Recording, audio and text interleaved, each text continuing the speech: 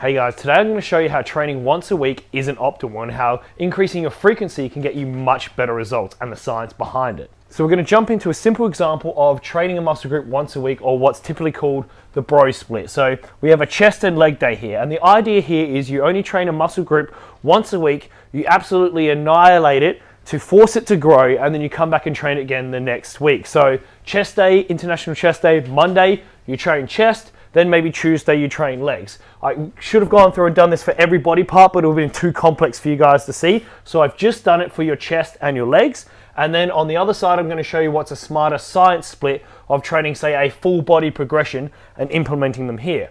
So obviously, a bro split, the main thing is you're going to train a lot of exercises on the single muscle group. So you go through and you do bench press for 5 sets of 10, then you do incline dumbbell press for 5 sets of 10, then you do decline dumbbell press 5 sets of 10, cable flies, push-ups, triceps, and so on. So basically, you end up doing 20 total work sets within your workout on that Monday. And your leg day, the day after, you then go through, squats, leg press, leg extension, leg curl, lunges, calf raises, and you do 33 total sets. So that's what's called volume. Your sets times reps times the weight that you used. Your overall volume in a week is a big key for what's going to get you your muscle growth and results.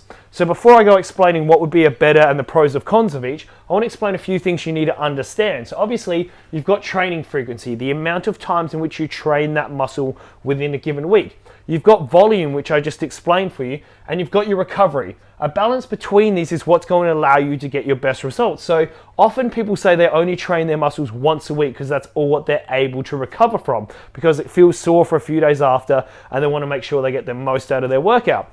But one thing I talk about is when you're training that muscle group more often, there's what's called the repeated bout effect, which means each time you perform that exercise, your body gets better at adapting from it and you don't get as sore. So your recovery will become better from that exercise.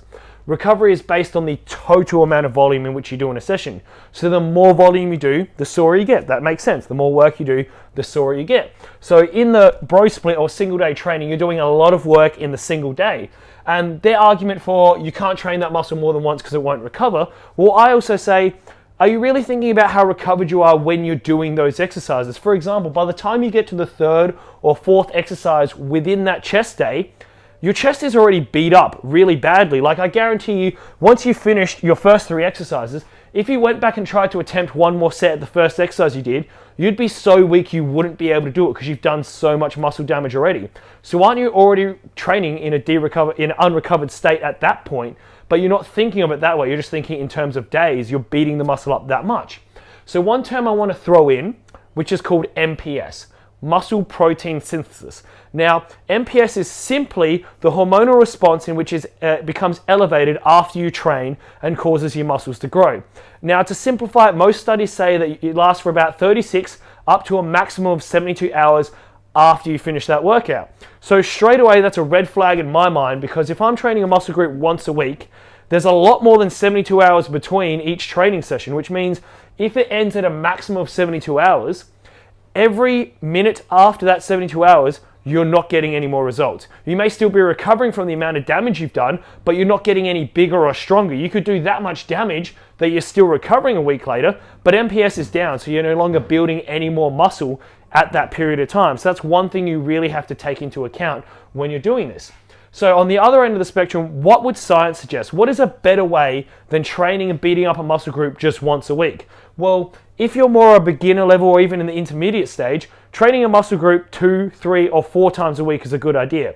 Now, if you're watching this, you're probably more in the beginner or intermediate stage, so I've just drawn up a really quick, rough 3-day split, which is more along the lines of a full body split. Now, this is by no means optimal, but I made it simple so you could understand the difference between the two. So we're going to combine legs and chest onto these days here. So with the scientific split, we've combined chest and legs into sessions here, and you're going to train them 3 times a week. So what's going to happen is on day 1, you do 4 sets of squat, 4 sets of bench, 4 sets of lunges, 4 sets of chest flies. You notice that's not as much as though you'd usually do in a single workout.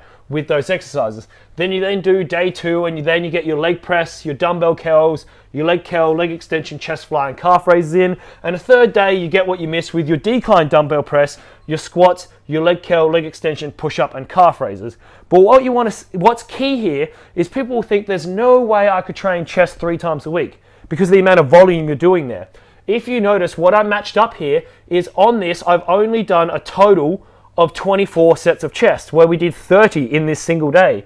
We did 33 sets of legs over the course of the week, which is exactly the same as what we're doing one day over here. So you're actually doing the same amounts of sets and reps over the course of the week, but you spread the workout over 3 days. Now, why would this be better? Well, like I was saying, by the time you probably get to, say, set 10 on your chest day, you're already weak and you're not able to push out as much weight during this period of time. So by splitting it up, overall, you're probably going to be able to lift more weights in those sets. So your total volume will go up slightly because, let's say, third exercise, dumbbell press on 5 sets of 10. You're only able to get out, say, 30 kilos on that day when it's your third exercise. You're really tired. But now you've got it when you're fresh on day 3 over here. You may still be a little tired from your other workouts, but you're probably going to be able to lift, 36 or 38, something heavier than you were able to in this chest workout here. So even though you match the amount of sets, you're going to be able to lift more total weight, more volume, which is key to growth. Remember, sets times reps times weights. So if that weights is going up in that equation, you're going to be able to get more growth out of it. Now, another thing, well, actually the biggest key of why it's better here is we go back to MPS, or muscle protein synthesis. The whole hormones that's driving us to build muscle and to gain muscle mass, that's giving us our gains and our results here, is elevated for 36 to 72 hours. So we're now taking advantage by basically having only 48 hours between our workouts, means we're going to constantly have muscle protein synthesis elevated, which is going to give us a much better chance of muscle growth. Because instead of having this lag where we're only growing for 3 out of 7 days if you're training once a week, when you train 3 times a week on that muscle group but spread the volume out, you're not going to have muscle protein synthesis elevated for the entire week. You're going to be growing for all 7 days by splitting up this way. And not only that, you're probably going to recover better because you're splitting it out over days. You're going to be able to lift more weight, you're going to feel better, and you're going to get better at the exercises because by the end of the workout, you're sucking. But over here, you're still going to be good each time. If you're only having to do 8 sets in one workout, you can give your all for 8 sets, go home, eat, recover, come back stronger than last time, and then go at another 8 sets for the other day. That's the key of how you want to set up your training here. Now, obviously, you do full body, so you add in, your back, your arms, and your shoulder work to this as well, and you're going to have pretty long 3 days a week. But then if you've got access to the gym for 6 days a week, you could do 6 days a week training, and you could split it up into more upper body, lower body session, in which on your upper body, you just come in and you do your whole upper body, and then the next day you come in and do your lower body. Back and forth over 6 days, you'll still get the same elevated protein synthesis and all the benefits. So the key here of how you want to restructure your training, if you want to get some better results here, is making sure that you increase your training frequency. You don't want to change your training volume too much in the beginning. That's something you can work your way up. So if you're doing 30 sets right now in one day, split that up into 3 different days with 10 sets each.